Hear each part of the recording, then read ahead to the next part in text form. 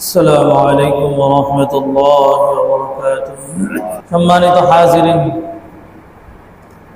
আজকে আলোচনার আলোচ্য বিষয় আমাদের যে মাস চলতেছে, আরবি মাস, হজের মৌসুম, হজের মাস চলতেছে। একটা সুন্নাত বিষয় হলো আরবি মাসের যে বিষয় সামনে থাকে, উপলক্ষ থাকে, ওই বিষয়কে সামনে রেখে কথা বলা, মুসল্লিদেরকে কিছু জানানো, এটাই সুন্নাত। এই জন্য আজকে থেকে নিয়ে ঈদ পর্যন্ত ধারাবাহিকভাবে হজ এবং কুরবানি নিয়ে আলোচনা চলতে থাকবে, একের পর এক জুমা ইনশাআল্লাহ। আজকে প্রথম আলোচনা অংশে আমরা যতটুকু শুনব,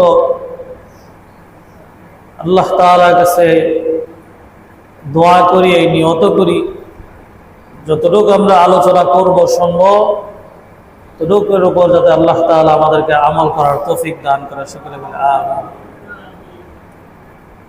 হজ ইসলামের গুরুত্বপূর্ণ একটি অধ্যায়, প্রতি বছরই আসে, প্রতি বছরই আমরা কোনো না কোনো আলেমের জবান থেকে কিছু আলোচনা হজ নিয়ে আমরা শুনি। হজ ইসলামের একটি বিধান, শক্ত একটি বিধান। ইসলামের মধ্যে আল্লাহ তাআলা 5টি বুনিয়াদ দিয়েছেন, 5টি স্তম্ভ দিয়েছেন। এই 5 স্তম্ভের একটা হইল হজ। রাসূলুল্লাহ সাল্লাল্লাহু আলাইহি ওয়াসাল্লাম হাদিসে বলেন, ইসলামের ভিত্তি 5টি, মজবুত খুঁটি 5টি। কেউ যদি কোনো বাড়ি, তাঁবুর বাড়ি বানায়, যে কোনো জিনিসের জন্য, তাঁবু গাড়ার জন্য চারপাশে 4টা খুঁটির প্রয়োজন হয়। শুধু 4 খুঁটিতেই যদি স্থাপন করে ফেলে, ওই ঘরটার ছাউনিটা একবারে নিচু হয়ে যায়, মাঝখানে যদি আরেকটা খুঁটি বসানো হয়, ঘরের সৌন্দর্য বেড়ে যায়, ওই ঘরে মানুষ আরামে বসবাস করতে পারে। আল্লাহ তাআলা ইসলামের জন্য 5টি স্তম্ভ দিয়েছেন, বুনিয়াদ দিয়েছেন। এই 5 স্তম্ভের মধ্যে একটি হলো হজ, একটা আছে নামাজ, রোজা, যাকাত। রাসূলের ভাষায় যদি আমরা বলি, এইভাবে আল্লাহ রাসূল বলেন, বুনিয়াল ইসলাম খামসুন, শাহাদাতু আল্লা ইলাহা ইল্লাল্লাহ ওয়া আন্না মুহাম্মাদার রাসূলুল্লাহ ওয়া তুকিমাস সালাত ওয়া তুতিয়াজ যাকাত ওয়া তাসুমা রমাদান ওয়া তাহাজ্জাল বাইতি মান ইসতাতা ইলাইহি সাবিলা। ইসলামের ভিত্তির মধ্যে একটা ভিত্তি আছে নামাজ, একটা মজবুত খুঁটি আছে রোজা। যে রমজান আমাদের কাছে কিছুদিন আগে এসেছিল, আমরা আনন্দে সেই রমজানকে আলিঙ্গন করে নিয়েছিলাম। রমজান আমরা খুশি ছিলাম, ইবাদত করেছি। রমজানের পরে আজকের দিন পর্যন্ত তো হিসাব করে বলেন তো, রমজান মাসের ইবাদত আর রমজানের ঈদের পর থেকে নিয়ে আজকের দিনের ইবাদত, ওই 1 মাসের ইবাদত আর এই মাসের ইবাদতের ভিতরে তফাৎ আছে কিনা? কেমন তফাৎ? আকাশ জমিনের ডিফারেন্স নিজেদের ভিতরে আছে। রমজান কেমন এক বরকতময় মাস ছিল, রমজানে মানুষ ইবাদত বেশি পরিমাণে করার চেষ্টা করেছে, করেওছে। কোরআন তেলাওয়াত বেশি করেছে, নামাজ বেশি পরিমাণে পড়েছে। কিন্তু রমজান যাওয়ার সাথে সাথে মানুষের ইবাদতের পাল্লা কেমন জানি আবার কমে গেছে। শুধু এতটুকু ডিফারেন্সেও যদি করা হয় তাহলে বোঝা যাবে রমজান মাস কত উপকারী মাস ছিল আমাদের জন্য। ইবাদতে বান্দা কত দূর এগিয়ে গিয়েছে, কিন্তু রমজানের পরে আজকের দিন পর্যন্ত ইবাদতে ওইরকম কোনো সাড়া নাই। তাহলে আল্লাহ তাআলা রমজান দিয়েছিলেন ইবাদতের জন্য, রমজান বিদায় নিয়ে গিয়েছে। এরপর আল্লাহ তাআলা হজের মৌসুম দিয়েছেন।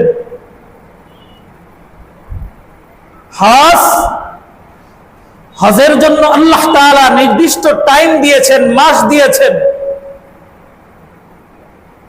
কোরআনে আল্লাহ তাআলা বলেন, আল হজ্জু আশহুরুম মা'লুমাত, হজের জন্য আল্লাহ তাআলা নির্দিষ্ট কিছুদিন সময় দিয়ে দিয়েছেন। হজের নির্দিষ্ট মাস হলো 3টা। আমরা রমজানের পরে মাস একটা অতিবাহিত করেছি, শাওয়াল মাস, জিলকদ মাস চলতেছে, এরপরে হজ। এই 3 মাস হলো হজের মাস। এই মাসগুলোকেও আল্লাহ তাআলা নির্ধারণ করে দিয়েছেন। কত গুরুত্বপূর্ণ এক আমল, ইবাদত, যেটা আল্লাহ কর্তৃক সব নির্ধারিত আছে। হজ কাকে বলে? হজের অর্থ কি? হজ আমাদেরকে কি বোঝায়? ছোট্ট একটা শব্দ। হজের শাব্দিক অর্থ হলো আল কসদ, ইরাদা করা, ইচ্ছা করা। হজ শব্দটা খুব ছোট, কিন্তু অর্থ ইচ্ছা করা, হজের নিয়ত করা, হজের ইচ্ছা করা। পরিভাষায় হজ কাকে বলে? নির্দিষ্ট দিনে, নির্দিষ্ট মাসে, নির্দিষ্ট দিনে, নির্দিষ্ট কিছু পদ্ধতিতে, নির্দিষ্ট সময়ের মধ্যে যে আমল করা হয় তাকে হজ বলে। আল্লাহ তাআলার একটা হুকুম, এই হজ এমন একটা হুকুম আমি চাইলেই করতে পারবো এমন নয়। হজ করার জন্য নির্দিষ্ট একটা মাস লাগবে। আবার মাস হলেই হবে না, নির্দিষ্ট কিছু দিনের সময় লাগবে, দিনটাও নির্দিষ্ট। আবার ওই দিন আসলেই হজ হবে এরকম নয়। সব জায়গায় হজ হয় না, নির্দিষ্ট কিছু স্থান জায়গা আছে, এই জায়গার মধ্যে যায় কি করতে হবে? হজ করতে হবে। যদি জায়গাও নির্দিষ্ট, মাসও নির্দিষ্ট, দিনও নির্দিষ্ট, আবার এই জায়গার কাজ পদ্ধতিগুলো নির্দিষ্ট। আমি আপনি চাইলে যেমন তেমন চাইলেই করতে পারবো না। এইখানকার আমল কি হবে এটাও নির্দিষ্ট কিনা বলেন? সবার একরকম অবস্থা। কেমন অবস্থা? দুনিয়াতে মানুষ এই যার যার অবস্থানে থাকার পরে কেউ মাথা একবারে নাইরা করতে চায় না। হজ মানুষকে এমন ভাবে শিক্ষা দেয় যে এইখানে নিজের ব্যক্তিত্ব চলে না, নিজের ব্যক্তির কোনো ইচ্ছা চলে না, সব রবের ইচ্ছায় কাজ করতে হয়। রব যেভাবে বলেছেন সেভাবেই করতে হবে। দেখবেন একজন যুবক চুল যখন কাটে কত স্টাইলে কাটে, তাকে যদি বলেন চুলটা একবারে মেরে করে ফেলো, 1000, 1000, 2000, 5000 টাকা দিলেও সে করবে না, কারণ চুলের প্রতি তার মহাব্বত আছে। এই যুবককেই যদি হজের ময়দানে পাঠানো হয়, বলেন ওইখানে যা মাথা চেঁচে ফেলে কিনা? ওইখানে কি বলবে না আমি এই কাজ করতে পারবো না? তার মানে বোঝা গেল ওই জায়গার কাজগুলো নির্দিষ্ট করতেই হবে। নিজের ইচ্ছায় চলে না, সব রবের ইচ্ছায় চলে। এই জন্য পরিভাষা এই জন্যই বলা হয় নির্দিষ্ট মাসে নির্দিষ্ট সময় নির্দিষ্ট স্থানে নির্দিষ্ট কিছু পদ্ধতিতে যে কাজগুলো করা হয় তাকে হজ বলে। হজ গুরুত্ব কত কোরআনের বাচন ভঙ্গি দেখলে আমরা বুঝব। কোরআনে আল্লাহ তাআলা ইসলামের যে 5টা বিধানের কথা বললাম, নামাজ একটা বিধান কিনা বলেন তো? নামাজের ব্যাপারে আল্লাহ তাআলা কোরআনে অনেক আলোচনা করছে কিনা? নামাজের ব্যাপারে, নামাজ নিয়ে আল্লাহ তাআলা কোরআনে অনেক আয়াত বলেছেন, অনেক বক্তব্য আল্লাহ দিয়েছেন। কিন্তু নামাজ নিয়ে কোরআনের মধ্যে একটা সূরাও পাবেন না, কোন সূরার নামকরণ করা হয় নাই সূরাতুন নামাজ। ইসলামের ভিত্তির মধ্যে একটা ভিত্তি হলো রোজা। বলেন তো রোজা গুরুত্বপূর্ণ আমল কিনা? ইসলামের একটা ভিত্তি। কুরআনুল হাকিমে আল্লাহ তাআলা রমজানের রোজার কথা বিভিন্ন জায়গায় বিভিন্ন ভাবে বলেছেন, ফজিলতের কথা অনেকভাবে বলেছেন, কিন্তু সূরাতুর রোজা, সূরাতুস সাওম নামে কোন সূরা আল্লাহ নাযিল করে নাই। 114 সূরার মধ্যে কোন সূরা পাবেন না যে সূরার নামকরণ সূরা সাওম দিয়ে করেছেন। কিন্তু আয়াত আছে কিনা? কুরআনুল কারীমে একটা ইসলামের আরেকটা বিধান হইল যাকাত। যাকাতকে আল্লাহ ফরজ করেছেন। যাকাতের আলোচনা আল্লাহ তাআলা কুরআনুল হাকিমে বিভিন্ন জায়গায় বিভিন্ন ভাবে বলেছেন, কিন্তু পুরা 114 সূরা খুঁজলে এটা পাবেন না সূরাতুজ যাকাত নামে কোন সূরা আল্লাহ দিয়েছেন। আমি কি বুঝাইতে চাইতেছি বোঝার চেষ্টা করেন। কিন্তু রব্বুল আলামিন ইসলামের আরেকটা বিধান হলো হজ। হজ এত বড় গুরুত্বপূর্ণ একটা আমল, বিধান, যেটা আল্লাহ তাআলা কেমন জানি নিজেই বোঝায়।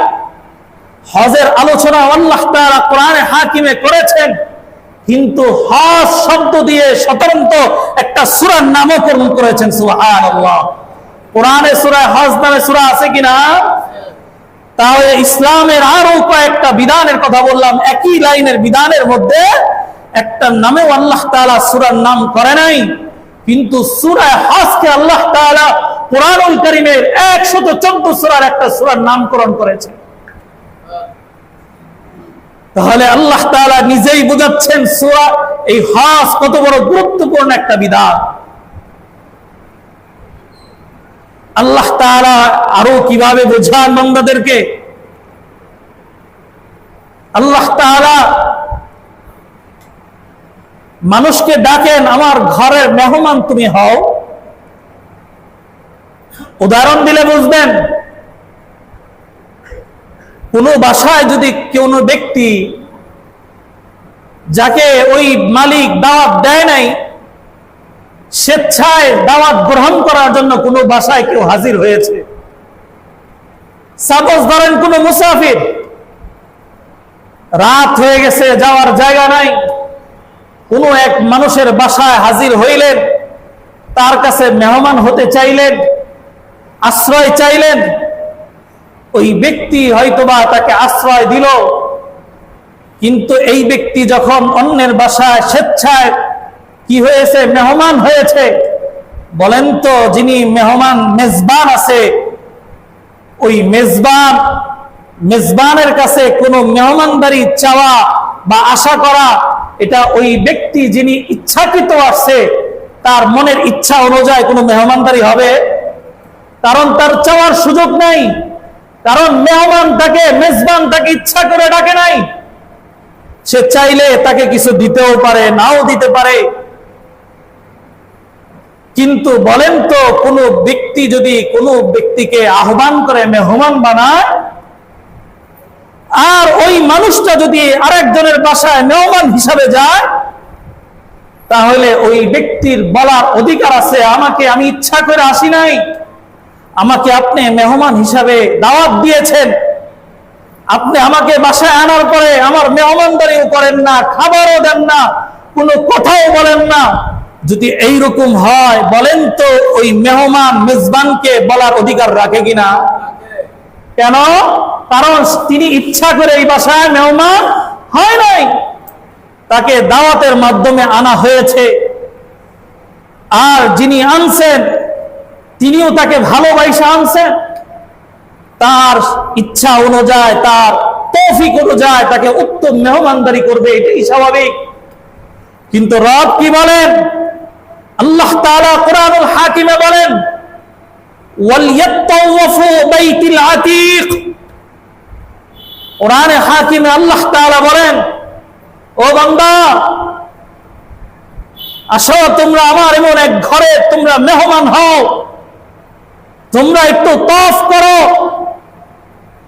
এই ঘরটা তো অন্য কোনো ঘর নয়, এই ঘরটা তো দুনিয়ার প্রথম ঘর। এই ঘরটা জানো কি হয়েছে? এই ঘরে, এই ঘরটা তো এমন এক ঘর যেটা তোমাদের পিতা আদম আলাইহিস সালাতু ওয়াস সালাম স্থাপন করেছে। আদমের পরে আদমের সন্তান শীষ স্থাপন করেছে। এটা এমন এক ঘর যে ঘরটা শীষের পরে তার এক সন্তান ইদ্রিস করেছে, ইদ্রিসের পরে তার এক সন্তান নূহ পয়গম্বর করেছে, নূহ পয়গম্বরের পরে প্লাবনে সব ধ্বংস হওয়ার পরে এই ঘরটা আল্লাহ তাআলা আবার তার খলিল ইব্রাহিম আলাইহিস সালাতু ওয়াস সালামের মাধ্যমে আবার স্থাপন করে দিয়েছে। ইব্রাহিম পয়গম্বরের পরে আল্লাহ তাআলা এরপরে জনাবে মুহাম্মদুর রাসূলুল্লাহ সাল্লাল্লাহু আলাইহি ওয়াসাল্লামের মাধ্যমে এই ঘরের আবাদ আল্লাহ তাআলা করে দিয়েছেন। এটা এমন এক ঘর, এই ঘরটা সাধারণ কোনো ঘর নয়। এই ঘর যেন একটা ঘর কালো গিলাপে ঢাকা। এই ঘরটা বরকতময় এক ঘর। আসো বান্দা, তোমাকে আমি তো সম্পদ দিলাম, তোমাকে আমি তো সুস্থ করলাম, একটু ঘুরে যাও, এই ঘরের মেহমান তুমি হয়ে যাও। আমি এই ঘরের মালিক, এই ঘরের মেজবান আমি। তুমি শুধু একটু বাইতুল আতিকের মধ্যে আসো, তোমার যা দরকার সব আমি দিয়ে দিব। সুবহানাল্লাহ। আল্লাহ তাআলা ডাকে, এই ঘরে আসো। সাধারণ কোনো ঘর নয়, দুনিয়ার প্রথম ঘর তোমাকে আমি ডাকি। আল্লাহ তাআলা বলেন, ইন্না আউওয়ালা বাইতিন উযিআ লিন-নাস লাল্লাযী বিবাক্কাতা মুবারাকান ওয়া হুদাল লিল-আলামিন। রব বলেন, ইন্না আউওয়ালা বাইতিন উযিআ লিন-নাস, এটা এমন এক ঘর, পৃথিবীর মধ্যে সর্বপ্রথম ঘর। এর আগে কোন ঘর আল্লাহ নির্মাণ করে নাই। ইন্না আউওয়ালা বাইতিন উযিআ লিন-নাস লাল্লাযী বিবাক্কাতা মুবারাকান ওয়া হুদাল লিল-আলামিন। এমন এক ঘর যে ঘরটা হলো মানুষের জন্য। এই চারপাশকে আল্লাহ তাআলা বরকতময় করে দিয়েছেন, চতুর্পাশে আল্লাহ বরকতময় করে দিয়েছেন। ফীহি আয়াতুম বাইয়িনাত ইন্না আউওয়ালা বাইতিন উযিআ লিন-নাস লাল্লাযী বিবাক্কাতা মুবারাকান ওয়া হুদাল লিল-আলামিন। চতুর্পাশকে আল্লাহ বরকতময় করলেন, আর পুরা জমিনবাসীর জন্য, মানুষের জন্য, সমস্ত মানুষের জন্য আল্লাহ তাআলা হেদায়েতের স্থান বানায়া দিয়েছে। এমন এক ঘর আল্লাহ নির্মাণ করেছেন। এই জন্য আল্লাহ তাআলা বলেন, বান্দা এই ঘরের দিকে আসো। এই ঘরে আসবা, বান্দা রবের সাথে তোমার সম্পর্ক হয়ে যাবে। এই ঘরে আসলে কি হবে?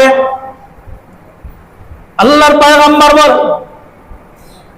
রাসূলুল্লাহ সাল্লাল্লাহু আলাইহি ওয়াসাল্লাম বলেন, বুখারী শরীফের হাদিসের মধ্যে বলেন, মান হাজ্জা লিল্লাহ ওয়া লাম ইয়ারফুস ফালাম ইয়ারফুস ওয়া লাম ইয়াফসুক রাজাকা ইয়াউম ওয়ালাদাতহু উম্মুহু।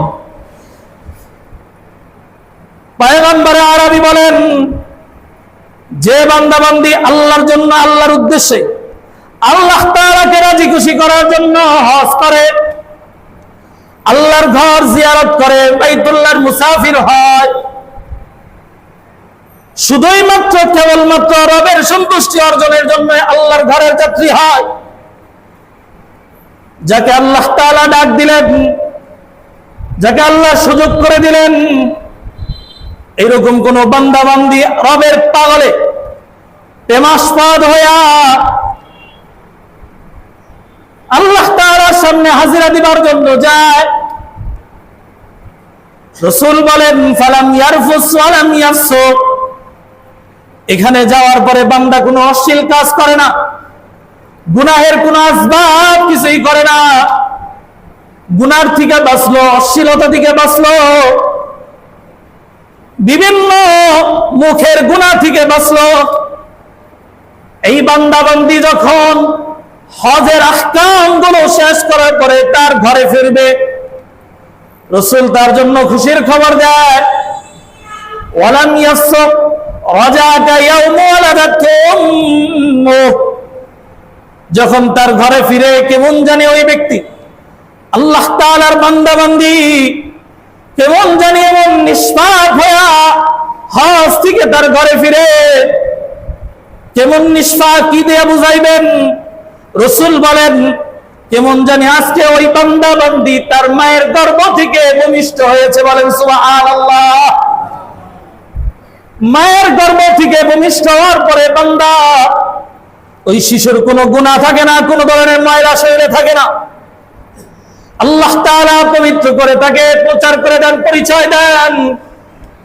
কোন বান্দা বান্দি আল্লাহর জন্য, আল্লাহর পাগল হইয়া, আল্লাহর প্রেমে পাগল হইয়া মাওলাকে রাজি খুশি করার জন্য আল্লাহর ঘর জিয়ারত করে, হজের আহকাম গুলো পালন করে, এরপরে জমিনে তার ঘরে যখন ফিরে একবারে ময়লা সাফ করে, গুনাহের কালিমা সাফ করে, পরিষ্কার পরিচ্ছন্ন হইয়া তার ঘরে তার ফ্যামিলির কাছে ফিরে আসে, বলেন সুবহানাল্লাহ,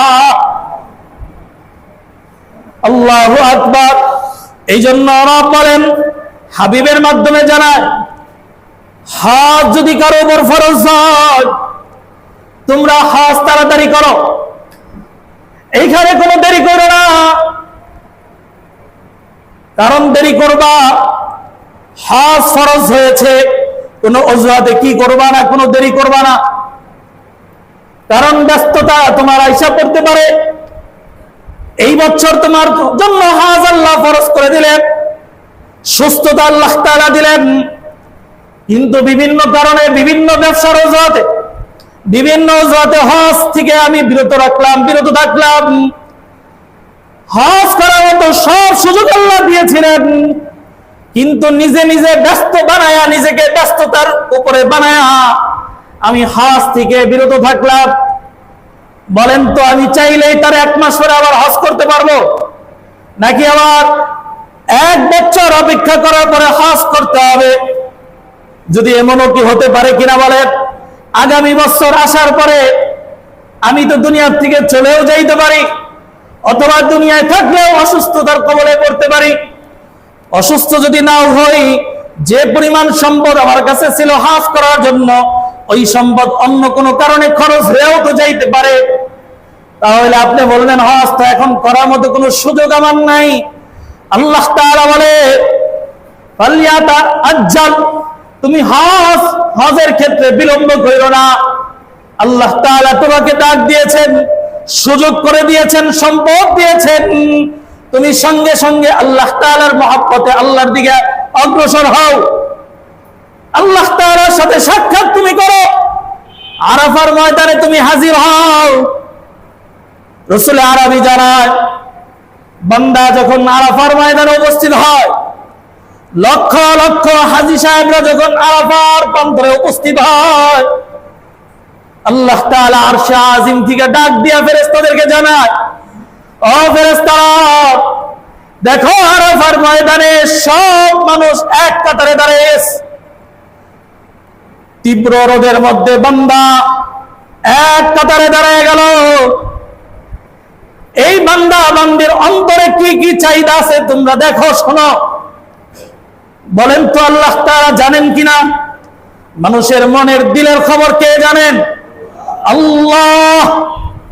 এরপর আল্লাহ তাআলা ফেরেশতাদেরকে জিজ্ঞাসা করে আর অর্ডার দিয়ে দেয়, ফেরেশতারা দেখো আমার বান্দারা যারা আরাফার ময়দানে উপস্থিত হয়েছে, যে যা চায় তাকে সব দিয়ে দাও। বলেন সুবহানাল্লাহ। আল্লাহ তাআলা আরাফার ময়দানে উপস্থিত বান্দাকে করে খালি হাতে কাউকে ফেরায় না। এই জন্য সময় যাদেরকে দিয়েছে আল্লাহ তাআলার সামনে হাজিরা দাও বান্দা। হজ এমন গুরুত্বপূর্ণ বিধান, আল্লাহর পয়গম্বর খলিল আরবি আলাইহিস সালাম যখন কাবা শরীফকে নির্মাণ করেন, কাবাকে যখন আবার পুনরায় স্থাপন করলেন, আল্লাহর পয়গম্বর খলিল আলাইহিস সালামকে আল্লাহ তাআলা অর্ডার করলেন, ও খলিল আপনি কি করেন? হজের জন্য আযান দানে এলান করেন। এমন এক নির্জন জায়গা, এমন এক জায়গায় কাবা শরীফকে আল্লাহ স্থাপন করে দিয়েছেন। ওই সময়কার কথা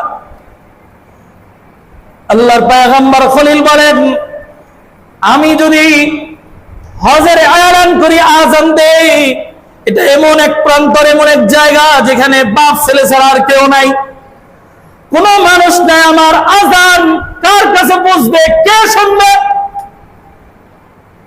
আল্লাহ তাআলা ডাক দিয়া বলেন, খলিল আমি আপনাকে বললাম যান আপনি আযান দেন, হজের জন্য ডাক দেন, আপনার সন্তানদেরকে আপনি আহ্বান করেন। আল্লাহ তাআলার কথা শুনে ইব্রাহিম খলিল তাফসিরে বলেন, তাফসির ইবনে কাসিরের মধ্যে বলেন, পয়গম্বর ইব্রাহিম আলাইহিস সালাতু ওয়াস সালাম কাবা শরীফের পাশে এক পাহাড় আবু কুবাইস নামে এক পাহাড়ের পাদদেশে দাঁড়াইলেন, কানের মধ্যে আঙ্গুল দিয়া, দুই কানের মধ্যে দুই আঙ্গুল ঢোকা হজের জন্য এলান করলেন, আযান দিলেন, ঐতিহাসিক ঘোষণা দিলেন। আল্লাহ তাআলা তার আযানকে আল্লাহ তাআলা কোরআনুল হাকিমের মধ্যে আয়াত আকারে নাযিল করে দিলেন। বলেন সুবহানাল্লাহ। রব বলেন সূরা হজের মধ্যে আল্লাহ তাআলা বলেন, ওয়াযিন ফিন-নাস বিল হাজ্জি ইয়াতিকা রিজালা ওয়া আলা কুল্লি দামিরি ইয়াতিনা মিন কুল্লি ফাজ্জিন আমিক। রব বলেন ওয়াযিন ফিন-নাস বিল হাজ্জি, ও পয়গম্বর খলিল আপনি কি করেন? হজের জন্য আযান দেন, এলান করেন। আল্লাহর পয়গম্বর খলিল আযান দিয়েছেন, হজের জন্য ডাক দিয়েছেন। আল্লাহ তাআলা ইব্রাহিম আলাইহিস সালাতু ওয়াস সালামের ডাক আযানকে মানুষের কাছে এমন ভাবে প্রচার করে দিয়েছেন, প্রকাশ করে দিয়েছেন। আল্লাহু আকবার। রব বলেন শুধু আল্লাহ তাআলা পয়গম্বর আরবি খলিল আলাইহিস সালাতু ওয়াস সালামের আযানকে রূহের জগতে আল্লাহ তাআলা সমস্ত দুনিয়া আগমনকারী সব মানুষের রূহকে এক জায়গায় জমা করে সবার কানে ইব্রাহিম পয়গম্বরের আযানকে সরাসরি শোনায় দিয়েছে। সুবহানাল্লাহ। তাফসীর ইবনে কাসিরের মধ্যে বলেন, পয়গম্বর খলিলের আযান শুনে যারা লাব্বাইক বলেছিল, আল্লাহ তাআলা ওই সমস্ত বান্দাদেরকে লাব্বাইক বলার কারণে প্রত্যেকজনকে আল্লাহ তাআলা হজ করার মতো তৌফিক দিয়েছেন। বলেন সুবহানাল্লাহ। তাফসীরে একটু বাড়ায় বলেন, যে বান্দা-বান্দি একাধিকবার লাব্বাইক বলেছেন, যে যতবার লাব্বাইক বলেছে, আল্লাহ তাআলা ওই বান্দা-বান্দিকে আল্লাহর ঘরের মেহমান, আল্লাহর ঘরের মুসাফির ততবার বানায় দিয়েছে। যতবার লাব্বাইক বলেছিল ততবার বান্দা কি করেছে? আল্লাহর ঘরের মেহমান হতে পেরেছে। এই জন্য হজ আল্লাহর জন্য করো, বান্দা আল্লাহর প্রেমে পাগল হও। হজ করার পরে হজ কবুল হয়েছে কিনা কিভাবে বুঝবা? এই বক্তব্য কোনো কোরআন হাদিসের নয়। উলামায়ে কেরাম বিভিন্ন নজরিয়া পেশ করে। হজ কবুল হওয়ার অনেক আলামত বলেন। আলামতের মধ্যে একটা আলামত বলেন, যদি কোনো বান্দার হজ কবুল হয়, ওই বান্দাকে আল্লাহ তাআলা এরপরও একাধিকবার আবার তার ঘরে মেহমান বানায়। সুবহানাল্লাহ। বারবার যিনি হজ করেন, বোঝা যাবে তার আগের হজটা আল্লাহ কবুল করেছেন। যদি বারবার না করার সুযোগ পায়, যে বান্দার হজ কবুল হয়, ওই বান্দা যাইতে না পারলেও তার দিলের একটা পেরেশানি থাকবে, কখন জানি আল্লাহ তাআলার ঘরে আবার আমি হাজিরা দিতে পারি। বারবার রবের সামনে হাজিরা দেওয়ার জন্য বেকুল হয়ে থাকে। হজ কবুল হওয়ার একটা আলামত। হজের ব্যাপারে আল্লাহর পয়গম্বর আরবি বলেন, আল হজ্জ ওয়াল উমরাহ, হজ এবং উমরা বান্দার গুনাহ খাতাকে আল্লাহ মাফ বন্ধ করে দেয়। সুবহানাল্লাহ। আল ফাকর ওয়াজ যুনুব কামা ইয়ানসিকুল কিবির, হজ এবং তাবিউ বাইনাল হজ্জ ওয়াল উমরাহ, তোমরা একাধিক বারবার হজ উমরা করতে থাকো। হজ এবং উমরা কি করে জানো? দুইটা জিনিস করে। অনেক মানুষ দেখবেন হজ করতে চায় না, চিন্তা করে টাকা সব খরচ হয়ে যাবে। যার সম্পদ নাই ওই ব্যক্তিও যদি হজ করে, কোনোভাবে যদি আল্লাহর ঘরে যায়, দুনিয়ায় হাজারো অনেক মানুষ পাবেন, মুসলিম ঘরের সন্তানগুলোকে পাবে, যারা বিভিন্ন জায়গায় ট্যুর করার জন্য বিভিন্ন দেশে এগুলো সফর করে, বিভিন্ন জায়গায় ঘোরাঘুরির পিছনে অনেক টাকা সম্পদ খরচ করে, আলিশি জীবন যাপন করার জন্য সম্পদ ব্যয় করে, কিন্তু আল্লাহর বিধান পালন করার জন্য তার সম্পদ ব্যয় করার কোনো চিন্তাও তার থাকে না।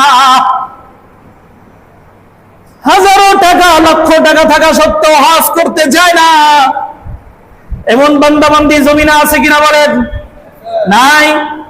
সম্পদ আল্লাহ দিয়েছেন, হজ করতে যায় না। কপাল পোড়া মুসলমান। কোন বান্দা যদি ঋণ করে, কোনোভাবেও যদি আল্লাহর ঘর পর্যন্ত পৌঁছে, রব বলেন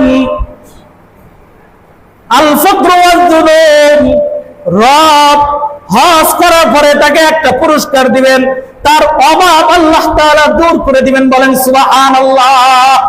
এই বান্দার আর কোনো অভাব থাকবে না। দেখবেন এরপরে সব কিছুর মধ্যে শুধু বরকত খুঁজে পাবে, সম্পদের মধ্যেও শুধু বাড়তি খুঁজে পাবে, সম্পদের মধ্যেও বরকত খুঁজে পাবে। তাহলে বোঝা গেল আল্লাহর ঘরে যাওয়ার সময় কিছু টাকা খরচ হইলেও আল্লাহ তাআলা এরপরে আবার এই সম্পদকে আবার ফিরায় দেয়। সুবহানাল্লাহ। 2 নাম্বার পুরস্কার আল্লাহ তাআলা বলেন তার গুনাহ কি হয়ে যায়? সব মাফ হয়ে যায়। উদাহরণ দিয়ে আল্লাহর পয়গম্বর সাল্লাল্লাহু আলাইহি ওয়াসাল্লাম আমাদেরকে বুঝায়, দেখবা স্বর্ণের উপরে অনেক সময় কি থাকে? খাদ থাকে, ময়লা যুক্ত থাকে। এই ময়লাগুলোকে এক প্রকার হাকর নামক এক জিনিস দ্বারা বা আগুন দ্বারা, কিছু পানির দ্বারা ধুইলে কি হয়? ময়লাগুলো সরে যায়। স্বর্ণটা স্বর্ণ খাদ থেকে মুক্ত হইয়া আসল দামি স্বর্ণ হিসাবে পরিচয় দেয়।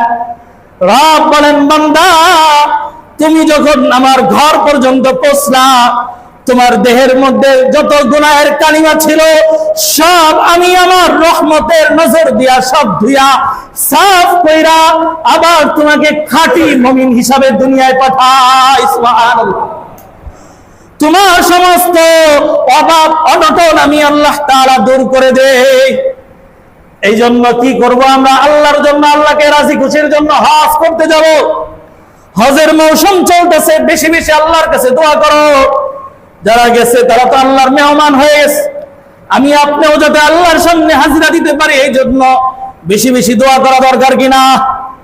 বেশি বেশি দোয়া করো, আল্লাহ তাআলা যাতে আমাকে আপনাকে সবাইকে কবুল করে। সকলে বলে আমিন। যতটুকু আলোচনা করলাম এই বিষয়টুকু আমরা বুঝার চেষ্টা করি, আমল করার নিয়ত করি।